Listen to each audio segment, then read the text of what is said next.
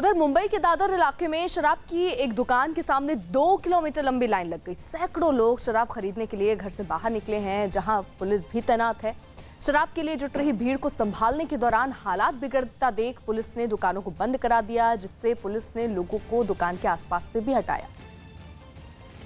Mumbai police और excise department की हरी झंडी के बाद और कड़े नियमों के बाद मुंबई में शराब की दुकानें खुलना शुरू हो चुकी हैं। इस समय मुंबई के दादर इलाके में और आप देख सकते हैं जो लाइन है वो तकरीबन 1.5 से 2 किलोमीटर लंबी लाइन है, जो शराब खरीदने के लिए जो लोग अलग अलग इलाकों से यहाँ पे आए हुए हैं। और आप अंदाजा लगा सकते हैं कि इतनी कड़ी धूप में लोग लाइन में खड़े हुए हैं शराब लगाने के लिए। अगर मैं अपने कैमरे से बोलूँ, थोड़ा सा आपको जूम करके दिखाने की कोशिश करके आप देख सकते हैं कि ये लाइन जो तकरीबन 1.5 से 2 किलोमीटर लंबी लाइन है, सब अपनी अपनी बारी का इंतजार कर रहे हैं, लेकिन सोशल डिस्टेंसिंग ज़्यादा यहाँ नहीं दिख रही है।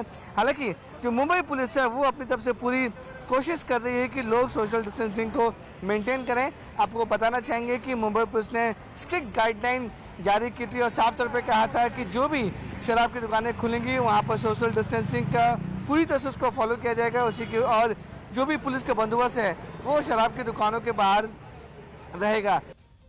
जितनी जिम्मेदारी सरकार की है, पुलिस की है, उतनी जिम्मेदारी आम जनता की भी है सोशल डिस्टेंसिंग को फॉलो करने के लिए।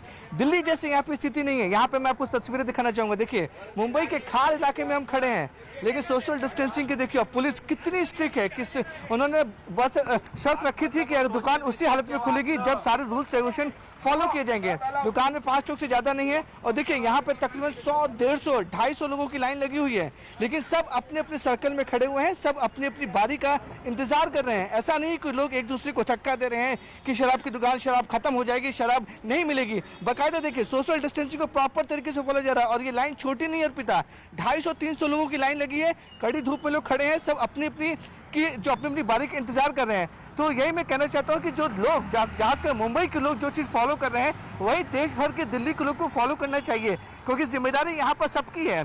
कोरोना किसी को भी हो सकता है, सरकार, मुंबई पुलिस, दिल्ली पुलिस, जो लोग डॉक्टर्स हैं उनको भी हो सकता है।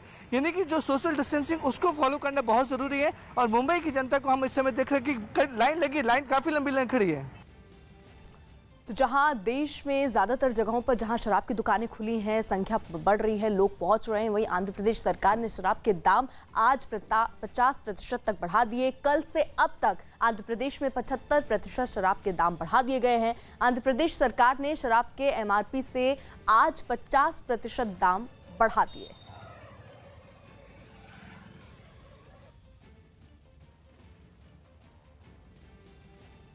कोरोना के खतरे से निपटने के लिए सेल्फ डिस्टेंसिंग बहुत ज़रूरी है और कोविकोड तकनीक के पायलट प्रोजेक्ट को राष्ट्रपति भवन से मंजूरी मिल गई है। कोटिंग के नाम से मशहूर इस तकनीकी का पायलट प्रोजेक्ट अब राष्ट्रपति भवन में चलेगा और इस तकनीकी की मदद से किसी भी तरह पर कोरोना वायरस के खतरे को टाला जा सकता है।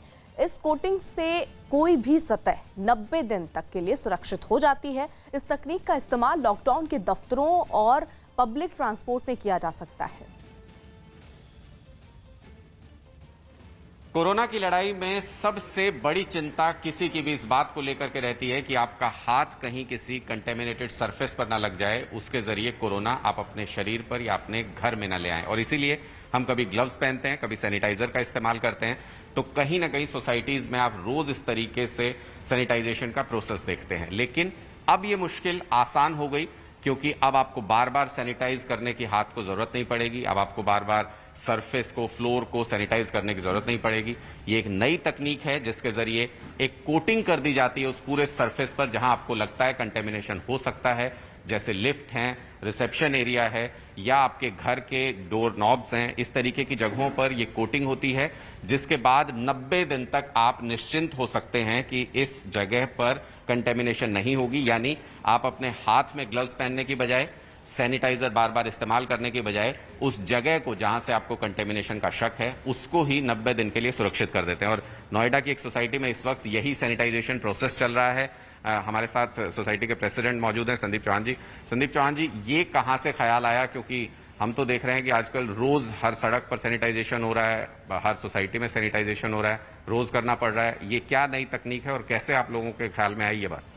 एक बार टीवी पे हमने इसको प्रोग्राम को देखा था, सिंगापुर की कोई कंपनी थी जो बैंकों में, एचएससी बैंक में और कहीं ऐसी जगह कर रही थी। फिर हमने कांटेक्ट करने की कोशिश की तो पता चला 3R मैनेजमेंट के नाम से एक स्टार्टअप कंपनी है जो राष्ट्रपति भवन में काफ़ी दिनों से एनवायरनमेंट के लिए काम कर रही है और राष्ट्रपति भवन में उन्होंने ये एक डेमो दी है।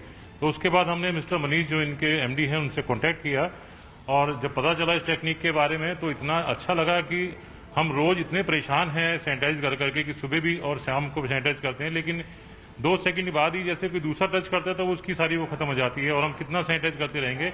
लेकिन जैसे ही इस टेक्निक के बारे में पता चला कि 90 दिन तक एक स्पेशल कोटिंग होती है, उसके बाद हमने इनसे कॉन्टैक्ट किया, इनसे हमने पूरा समझा। लेकिन अब आपको लगता है कि ये लड़ाई थोड़ी सी आसान हो जाएगी आप लोगों की, क्योंकि रोज सैनिटाइज करना, सबसे बड़ी दिक्कत तो यही हो रही होगी कि लिफ्ट को साफ कैसे रखें, कहीं एक से दूसरे को ना फैल जाए। नहीं, आसान नहीं। हमें लगता है कि हमारी तरफ से हमारे सोसाइटी में कम से कम कोरोना नहीं आएगा।